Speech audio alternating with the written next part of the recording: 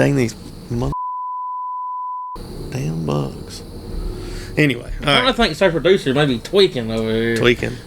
Welcome to the Top Shelf Grumbling podcast with Dan the Don Walls. This episode is brought to you by our sponsors: Lawn Hub for all your lawn care needs, Price Cutter, the best meat in town, Hale State, Russell Motors, go see Austin, he's got what you need, Butcher Block Restaurant, voted Best Biscuit and Best Breakfast 2025. Available wherever you get your podcasts, coming to you from the Wilder Fitness Studio.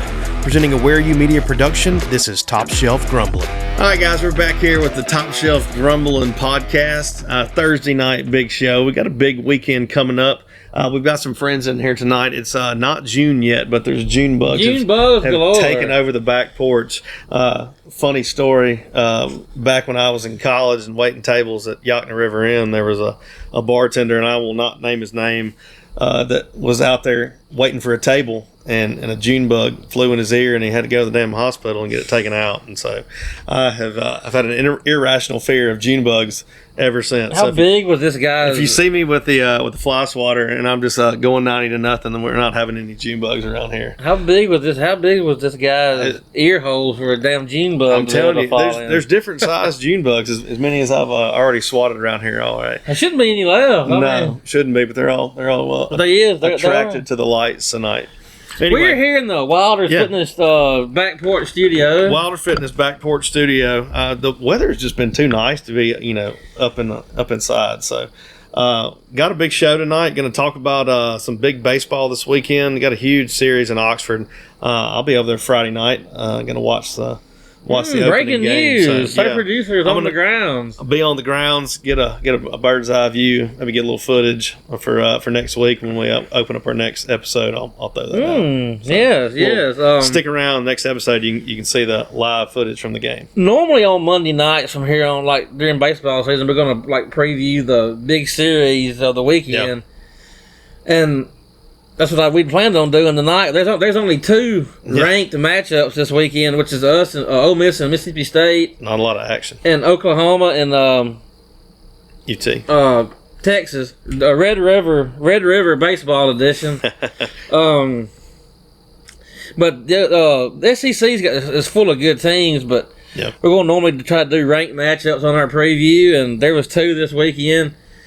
We're really not even going to talk much about Oklahoma and Texas, at least not at first. So let's get on into the Rebels. To the Rebels and Bulldogs. Look, big rivalry weekend.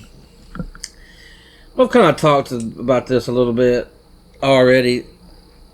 It's still early in the season. I don't really have the warm and fuzzies about this series this weekend. Yeah, because we got Hunter Elliott starting on a Friday, which he's been dialed in here lately, and we've got TBA, Saturday and Sunday. But they've been kind of rumbling. Of course, Cade Townsend, he may go, he may not. It could also be a little bit of gamesmanship, That's what I was saying. Even if you plan on him going, you still do that. You know? Absolutely. You still have to. Sure. But there's been kind of some rumblings of our Sunday starter.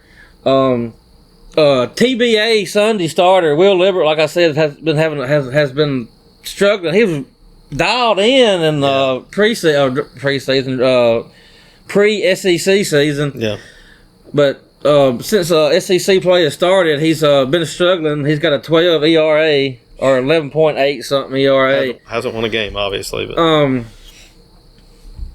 they've been talking about Hudson Calhoun or Taylor Raby, whatever his name is. Yeah. Possibly coming in and taking that third role, and they've been pitching good. Only kind of spot on duty, like a couple innings. Yeah. They've looked. Well, Taylor Rabe, he's been a good. Is it Rabe or Raby? That's what I think. It's Rabe, but either way, he's been coming in, and pitching in spots that we need him, and if we have to take him and put him on, the rotation, that might change up some of the dynamics. Well, if he did that, you would probably just throw Will Libbert into that role. Yeah. But if he can't get it out, then you may not be able to. I don't know really what's going on with him. Something he may. I know SEC play is way tougher, but he looked pretty good, serviceable at least in the non-con play. But the 12 ERA is just. That's a lot of runs. Get out. That's a lot of runs, and we're going to talk about something else as well too. The Rebels have been struggling with mightily hitting with runners in scoring position.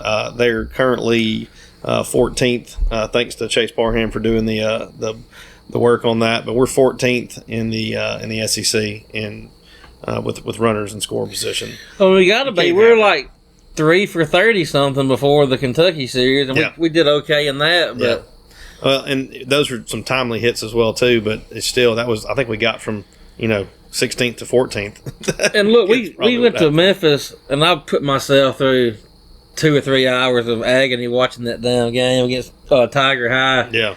Tuesday night, I guess it was. And look, I don't usually put much stock in midweek games. I've always said that. Yeah. But that was kind of ugly.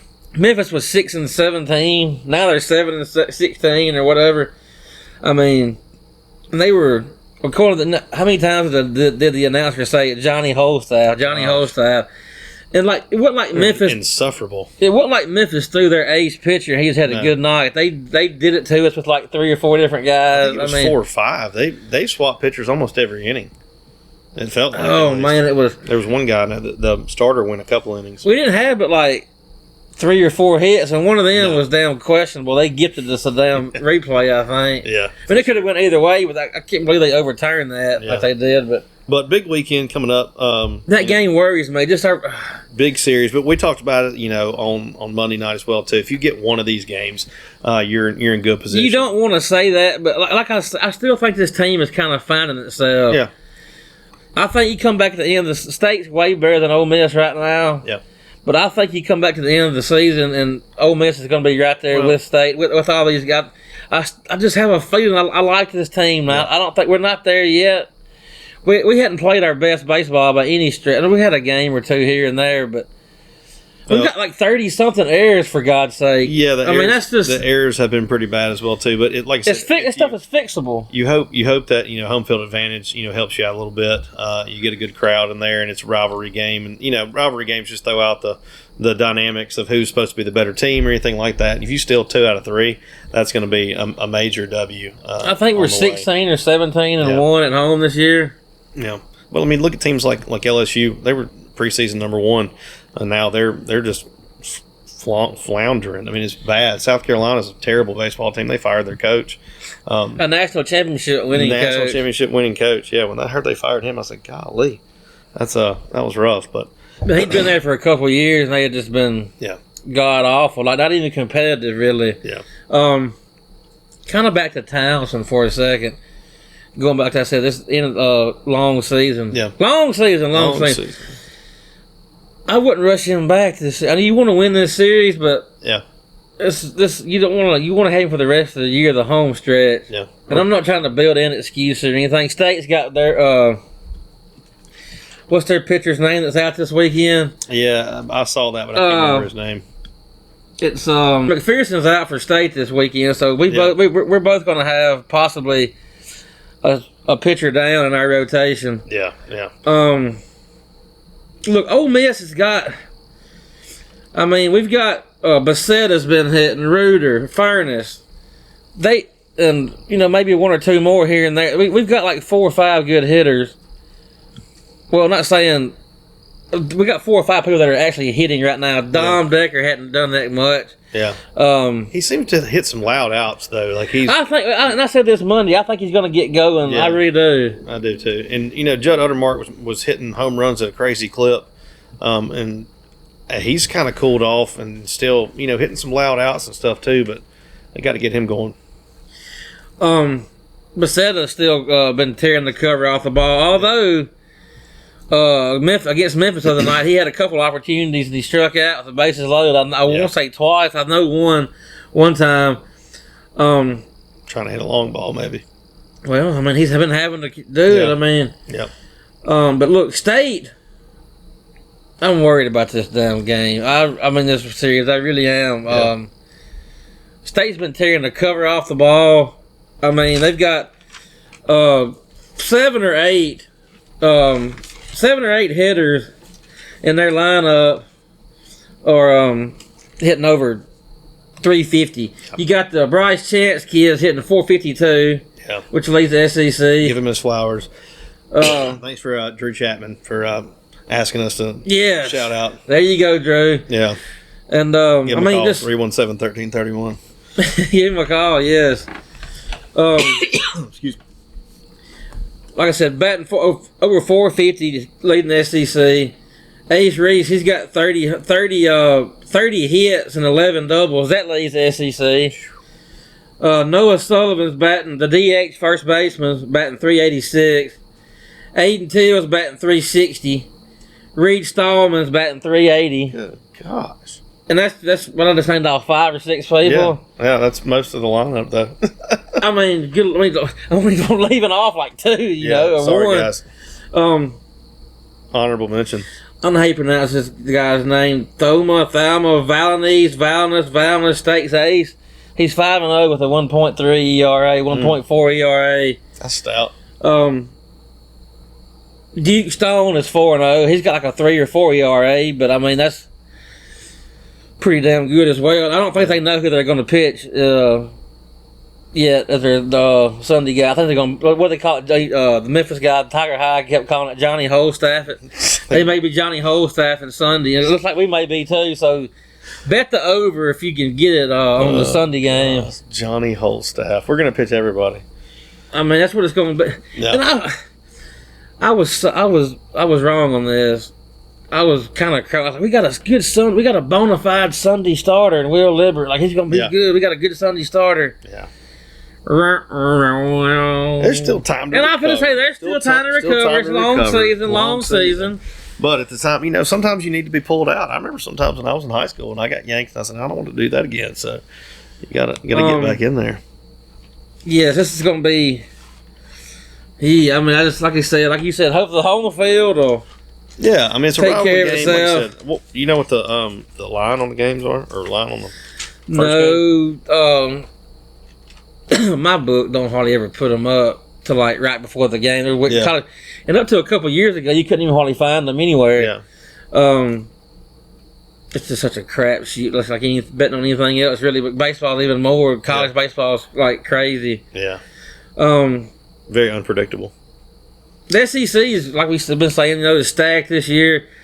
10 or 11 ranked teams in the top 25. 6 out of the top 10. I mean, that's insane. Well, I can't figure out how come there's only a couple of ranked matchups this week. How did that fall like that? I mean, there's not that many unranked teams. I kind of reiterate again on Ole Miss. Like I said, I just think. Like a long season. I just have a feeling about this team in the long run. We're going to find, like we said, we've got Udemont, we've got Ruder, we've got Becerra, that are tearing the cover off the ball. Mm-hmm. We just need about 1 or 2 more to go with them. Yeah. Get Decker, and maybe 1 more to step up, and I think we're going to be good. I think if Federico could get back some of that magic he had a couple of years ago, or Foley too. Yeah, Foley can. He's got so much potential. I feel like he just. Yeah. And he had a pretty good series against Kentucky. He had a couple of hits anyway. And he's good with hits for power sometimes too. He hits a lot of sneaky home runs. So. And I wouldn't rush. No, don't rush him. Don't rush Townsend back either. Just try to get one. We saw it with waving the white flag. We're not waving the white flag. No. We're just saying we're not. State's hot as the damn dancing bobcat. No, we're being realistic about the expectations. Like I said, anything can happen though because it's a rivalry series and we got some maybe some home field advantage. So, but we better hope we win Friday tomorrow night. It's gonna be a fun time. I can't wait. You're going. That's right. Live footage. Right behind home plate. It'll be fun. The only other ranked matchup this weekend is Oklahoma and Texas. We got a red rivalry shootout. Red River rivalry shootout baseball edition. Say that 10 times fast. Look, for my money right now, these are the 2 best teams in the SEC. Oklahoma was picked like towards the bottom of the conference. Yeah, and have been on fire. I mean, they're ranked number 6, number 7, I think. Texas is 1 or 2. Big time overachievers. We saw Texas firsthand. They won. Texas has hit 41 home runs in like 20 however many games. I mean, that's insane. Yeah. Oklahoma's pitching. Oklahoma's pitching has been like dominant. Yeah. They play a lot of small ball. I think got a good top to bottom lineup. Their entire 1 through 9 is batting 300 as a team, and I think 10 different people have hit 10 different players have hit home runs. But I mean, nobody. I just don't see anybody taking 2 out of 3 from Texas this year. It's so hard to sweep though. No, their pitching, their pitching impressed me more than anything. I mean, they hit the ball well too and fielded. They fielded just fine, but their pitching was they basically shut us down. I mean, just any staff. We've made like multiple mediocre pitching staffs look like just. We've done that a lot. But like I said, I'm trying to temper expectations. But I'm not. I think this is. I think this is a team. This team made the super, or was one out away from making the super regionals last year, and we were pretty good last year. And I think we were better. I think we were better this year than we were last year. I really do. 6 starters come back too, and a bunch of pitching. And I just think that in the long run, all you got to do is go about around 500 in SEC play to host. Yeah, and like I said, they're accustomed to postseason play. They've been together as a team mostly, and that means a lot. Just NIL. We just got to kind of hold it together, and I think we'll gel through. I just have a feeling that we're gonna have a couple hitters come around. That's all. That's really all we're lacking. There's a couple more. And the weather's gonna be nice too. Oh, it's gonna be pristine. A Bluebird Chamber of Commerce type day in Oxford this week, all weekend long. Epic photography going on there when that sun's. Now it's supposed to be windy as hell. Yeah. I think tomorrow it's like 20-something mile an hour. I don't know about tomorrow night. Yeah, it probably calms down. In the afternoon it'll pick up, but probably calm down closer to the game time. But the bottom line is we've been kind of puttering our lineup. Our pitch has been pretty good. Yeah, we're going to have to be consistent, at 1 through 7 or 8 at least, and get some timely hits. Like I said, we've got to get out of the rut of not hitting with batters on scoring position. I mean, you got to runners in scoring position. That's got to change. I don't understand. Like, you get them in position. It's not that we can't do it. We're just. I don't know what it is. If Hunter has a crazy game tomorrow, and we can back it up and win a 3-2 game or a 3-1 game or something like that, and not get into a hitting contest, we might can steal one. But it's going to be a good weekend. I'm excited about it. I am too, and I'm going to be tuned in heavily. But I just think that. And while you're here, if you're tuned into this, like and subscribe. Like and subscribe. For 20 minutes, you definitely need to like and subscribe. Subscribe and like. But I really believe just stay with this team, Rebel fans. Don't even if we were to get swept this weekend, I still think that we can finish 5. I still think we can host, and once you host, all bets are off.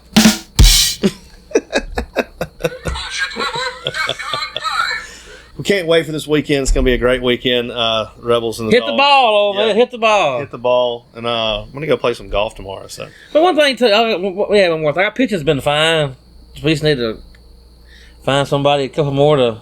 How many times are we going to say that? I'll say it one more time. If you're looking for anything else, too, you can go to OleMiss365.com. There's a good article Adam Brown wrote for us tonight on there.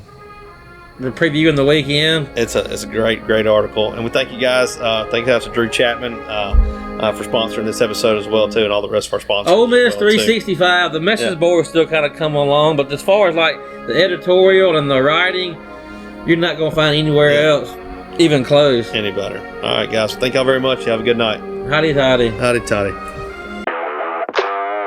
This has been a Where You Media production. You can find us anywhere you get your podcast. If you're watching on YouTube, please like, share, and subscribe. Leave us a comment. What's your sentiment?